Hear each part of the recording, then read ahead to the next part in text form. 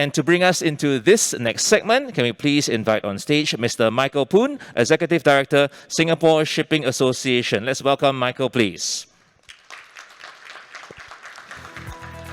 And Michael will be sharing with us the speech on a promise to our unsung heroes, moving global trade to uphold seafarers' safety and welfare. Another big hand to Mr. Phoon, please. Do you have the clicker for Mr. Phoon? Thank you.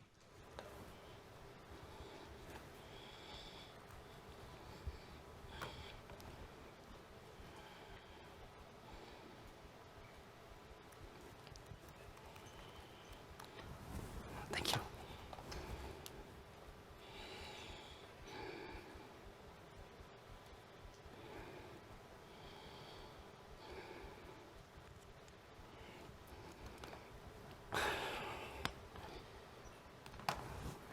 Thank you. Good morning, ladies and gentlemen.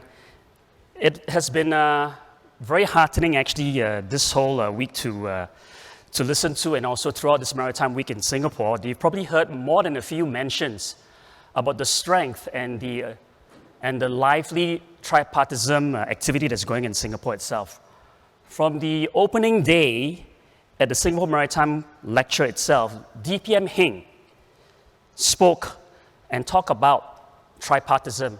And also yesterday, for many of you who were at the talent segment itself, we spoke about that.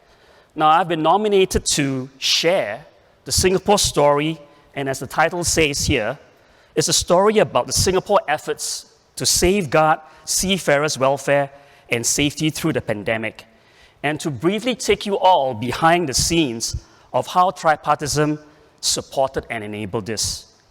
Now, some of you in this room probably know the full story, especially the ship managers, the agents, and the owners who are based in Singapore.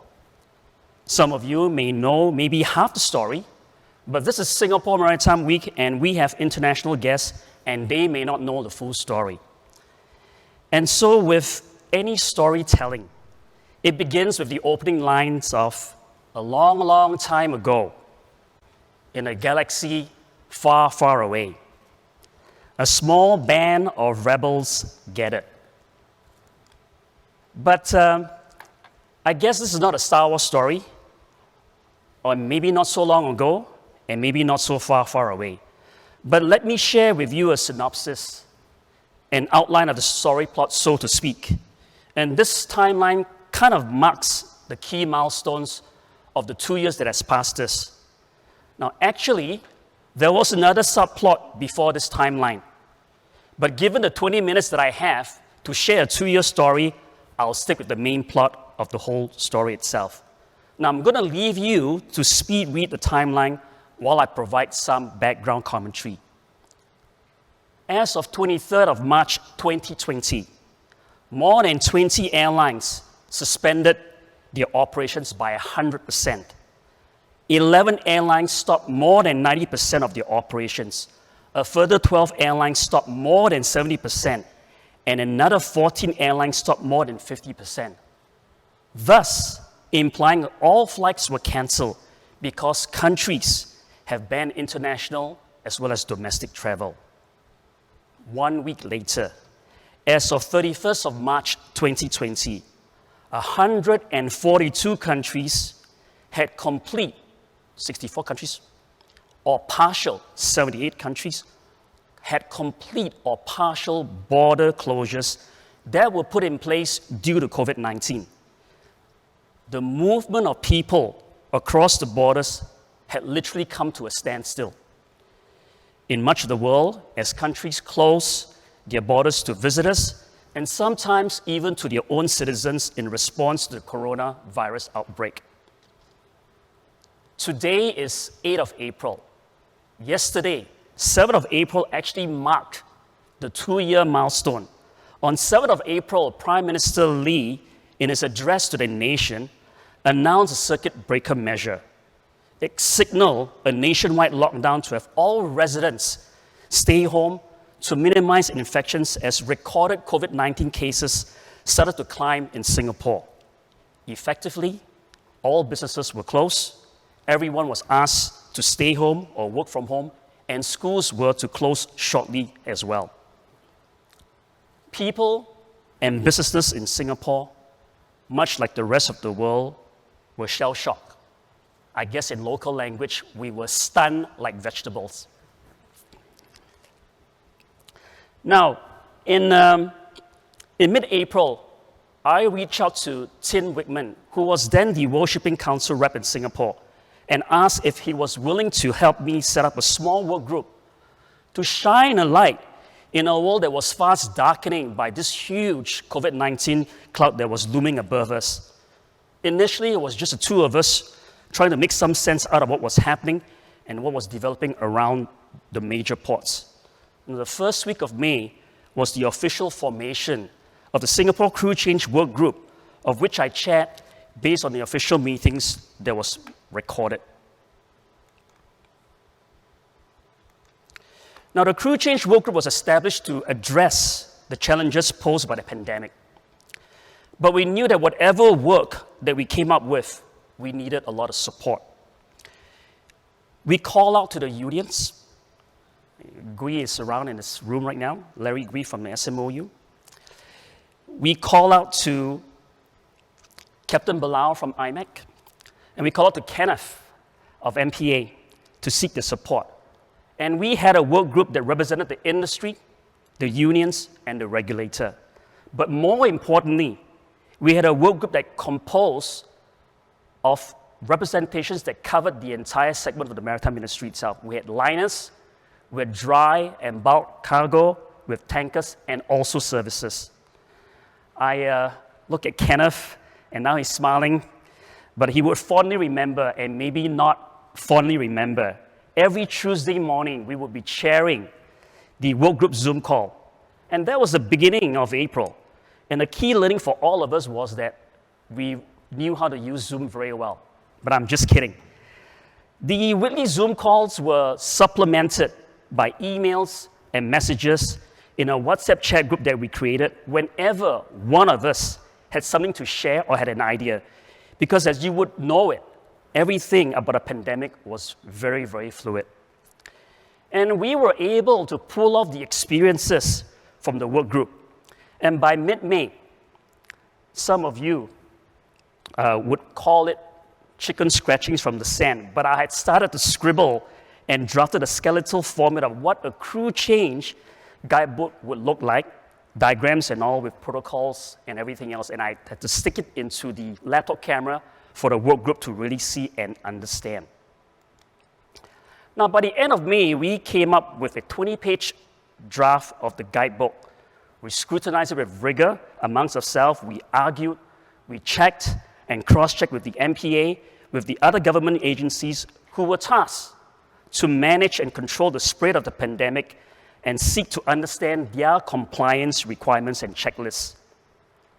I still recall that meeting that I had in a cafe with Bernard Lim, who is a senior director with the MOT, Ministry of Transport, and he was in charge of international relations and security at the airport, who had seen our draft. And he said to me, "Michael, how confident are you that this will work?" And I looked at him without blinking and I said, "Well, Bernard, we'll never know if we don't try." And so it was. The Ministry of Transport took the guidebook. They rehearsed it multiple times with the actors from the airport personnel, immigration, and the Civil Aviation Authority of Singapore. They came back, made recommendations on some tweaks that we had to do, and then we officially published the first version within the first week of June. At the same time, MOT worked with a few airlines to do a live trial, and the first crew change using the protocol occurred on 6th of June. That day, SMSG, the PermSec of MOT, Mr. Low, the union chiefs, MPA Chief Executive, Ms. Kwa, SSA President, Ms. Caroline Young, witnessed not one, but 6 companies with crews signing off for departure. That very same day, we had 5 flights, chartered as well as a scheduled one from KLM, arriving with sign-on crew. And we saw our crew change protocol come to life in front of our eyes, how each cohort of crew was bubble wrapped to minimize cross-community infections, and we had dedicated transport drivers and providers that were exclusive for transporting seafarers and not part of the public transport program itself. In fact, if you were to follow my LinkedIn profile, stretching back to 2020, you will see that I have posted a 7-part video of a crew change process that took place that day. And so we made minor tweaks, held industry briefings to help them understand the protocols of what they needed to do. We also matchmake the unions with a startup company. There's an outfit that was able to compile a forecast of international crew change as well as to match what was scheduled for airlines and what was on charter. And so just like that, the Port of Singapore slowly but surely started to facilitate crew changes in the June of 2020 itself. And obviously, this small little ragtag band of the crew change work group was about to high-five ourselves. And just like any wordy storytelling, there has to be an element of drama. Because Singapore unfortunately faced a series of cluster infections in the community that had occurred that risked stressing out our ICU care capacity. The airport cluster happened. The bus terminal cluster happened. And then in August, a cluster coming from the shipping sector hit us. Somehow, despite our protocols, we did experience sign-on crew arrivals that were infected and at the risk of stressing the national health system. And just like that in August, a full handbrake was pulled to serve as a timeout while the crew change work group was tasked to sharpen our pencils, review with the government agencies on how best to avoid and mitigate the situation. Meanwhile, we had to brief the situation with the industry on what it takes for us to reset crew change again. You can imagine the level of frustrations when companies were told that you had to cancel your crew changes, you had to extend your crew on board for your contracts.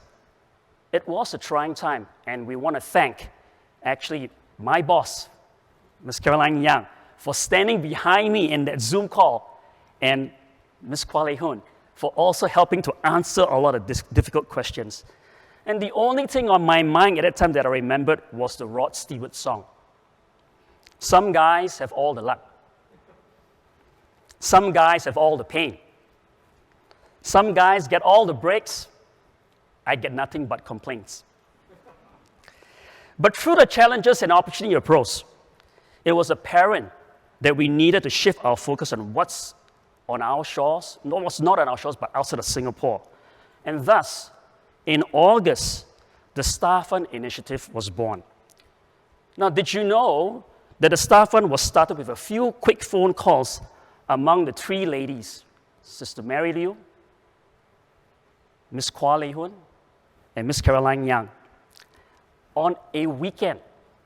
And the following Tuesday, we all met at the office of the MPA boardroom and set up the Star Fund Task Force, including the initial scope of what it was tasked to deliver. It was also agreed that we have to disband the crew change work group because it has outlived its purpose and focus on bringing the same people on board to the Star Fund Task Force. And interestingly, just like that, in the discussion, the acronym STAR was created. Now, on the onset of the Singapore pandemic, Singapore remains committed to facilitate crew change in a safe and responsible manner.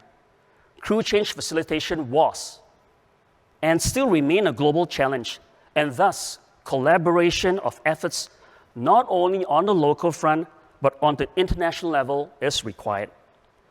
The Star Fund is the first global ground-up tripartite initiative comprising of the MPA, SSA, SMOU, and SOS, alongside international organization partners that are present here today, including the International Transport Workers Federation, the International Maritime Employers Council, and the International Chamber of Shipping, to work with stakeholders in seafaring nations on concrete solutions for safe crew changes, starting with the Philippines.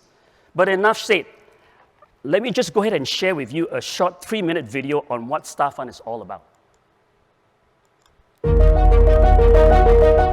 Shipping is the front runner of global trade, moving more than 80% of the world's cargo, driven by a force of over 1.6 million seafarers. Without shipping and seafarers, countries around the world would lose vital access to resources and sustenance. The COVID-19 pandemic drew greater attention on the importance of shipping. As countries closed their borders to curb the spread of the virus, ships could not call at ports, crew change could not take place, and supply chains were badly disrupted. There is an urgent need to elevate the crew change crisis. Like-minded international partners from the industry, unions, and authorities jointly established the STAR Fund, the first global tripartite initiative of its kind, to help enable safe crew changes. Towards that goal, the STAR Task Force introduced the CrewSafe program to establish an internationally recognized standard on crew change protocols across global facilities, helping to establish safe and scalable corridors for crew change around the world. The COVID and its variants are here to stay. We will have to find ways to ensure that the global trade continues. The CrewSafe audit program was developed to ensure rigorous and strict compliance with protocol from the crew change countries to the time that the crew boarded the ship, where all facilities are thoroughly audited through our checklist that has been created specifically by the task force. Seafarer arrives at the quarantine facility, he is tested. If he is negative, he is then checked in. Once he's in, he is not allowed contact with anybody. So food is delivered to outside their rooms. During this period, their temperature is monitored and their symptoms are monitored. At the end of the quarantine period, they are tested again. And if they're still negative, then they are transferred to the airport through an individual secure transportation. And they're provided with PPE. By doing this, you're also ensuring that you don't bring the virus on board and jeopardize the whole commercial operation for the vessel. Digital devices and solutions providing real-time and seamless data also adds assurance and convenience to comply with regulations. The biggest worry among the seafarers, whether they will be able to travel safely. The industry have to contribute and they have to be proactive so that a solution that works for everybody, that is well thought of. So the safety is paramount for the people, for the business, for the government and for the countrymen. Here at the holding facility, I can tell you it's good. This is my second time here. And I can finish some of my trainings in here. They are providing a good internet connection. During our check-in, we are properly briefed what is expected during our stay, the distancing, the wearing of the face mask, and all the protective gear that you have to do. The CrewSafe program promotes the best practices in safe management measures across all facilities. From 2 facilities in the Philippines in December last year, there are now over 30 CrewSafe audited facilities in India, Indonesia, Malaysia, the Philippines, and Singapore. More facilities will need to be audited to house seafarers in transit to mitigate the crew change crisis, and we need yours. Have your facilities accredited as CrewSafe. And so in 2021, we had well over 50 operational CrewSafe facilities operating in Philippines, India, Myanmar, and Indonesia, and even in Malaysia and Singapore as well. Now, the generosity and the commitment of the staff fund contributors enabled the task force to assist in the setup of these facilities, launch random audit surveys to ensure that these CrewSafe facilities met the requirements. Now, we also launched smart wearables that were issued to seafarers entering the CrewSafe facilities so that we can ease the burden of many agencies that oversee the crew undergoing quarantine in a proper manner. Now, in the backdrop, it was also reported that by the end of 2020, there were well over 400,000 crew across the world who had contracts already expired, stranded on the vessels that needed to come home and do a crew changeover. Now, according to Wikipedia, there are 835 active seaports and inland ports of varying sizes in the planet. Did you know that by the end of Q1 of 2021, Singapore itself had facilitated a quarter of that global seafarers that were stranded out there on crew change. Now, 2021 also marked the increasing availability of WHO-recognized vaccines. Based on this, I was tasked to draft a Seavex program to put in place an action plan that we can offer vaccines to international seafarers.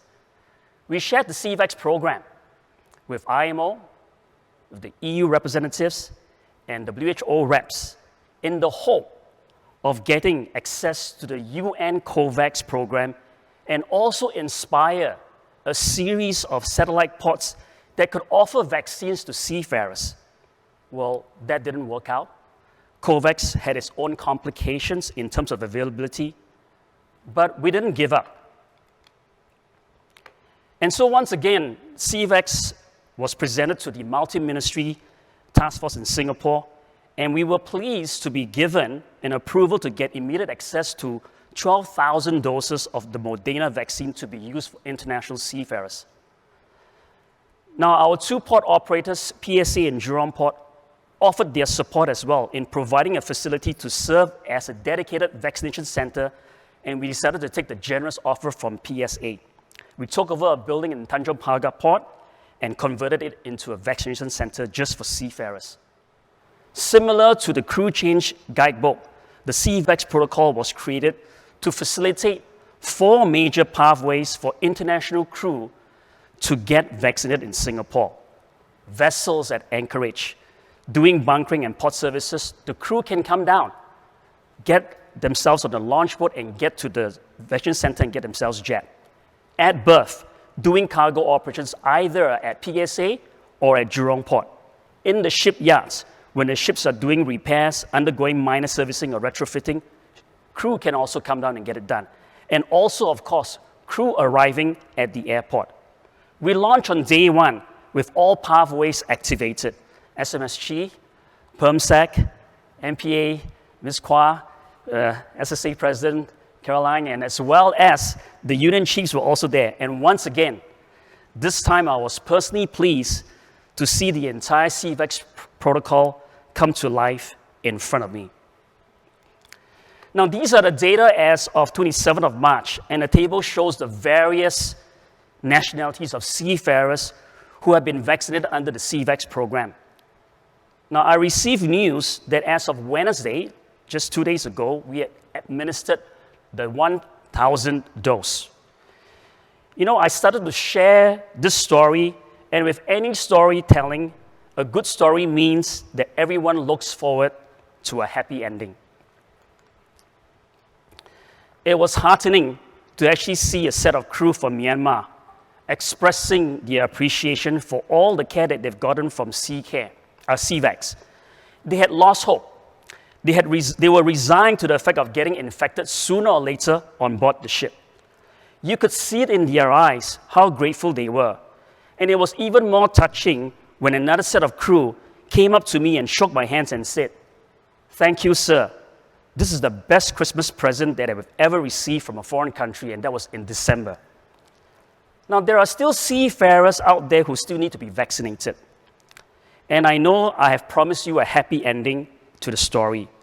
Well, the story hasn't really ended yet, and our work hasn't really stopped at all.